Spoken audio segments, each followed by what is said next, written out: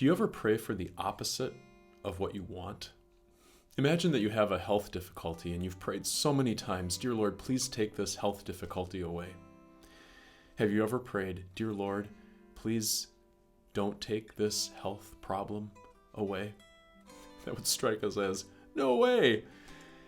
And yet in a very important way, Jesus in his prayer in the Garden of Gethsemane, as he is thinking about the suffering that was about to come, gives us a wonderful model as we think about praying the opposite of what we might want.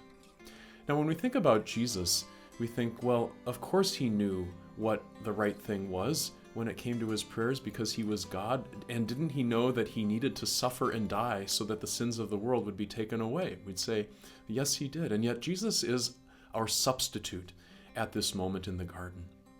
Jesus was taking our position relative to his Father. So he was submitting to his Father, even though he was God. But as our substitute, he was submitting to his Father and trusting completely in him.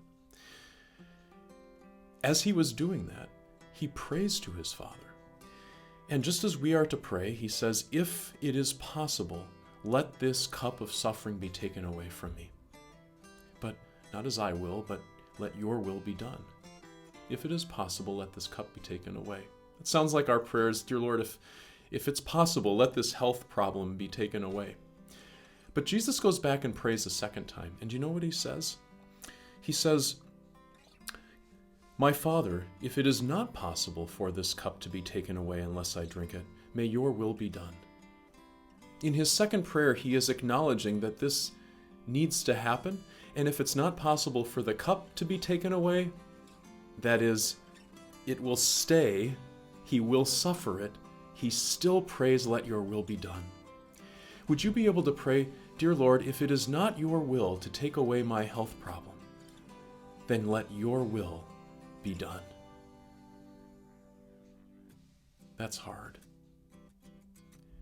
But that's trust, isn't it? And that's what prayer is.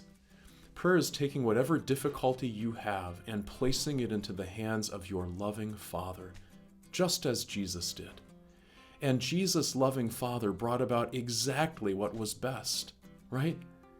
Jesus did suffer, and it was the worst ever, and that feels like an understatement. But the benefit is that for all the times when we don't trust him, you've been forgiven.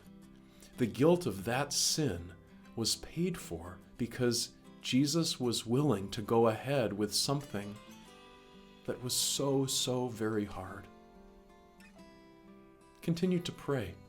Continue to ask God to bring blessing to you. But as a part of your prayer, very much have in your mind, "Dear Lord, if this suffering is not to be taken away from me, let your will be done." Be just as confident and spiritually joy-filled after that prayer as you would be if your health difficulty was completely taken away, because you know that God is working for your best.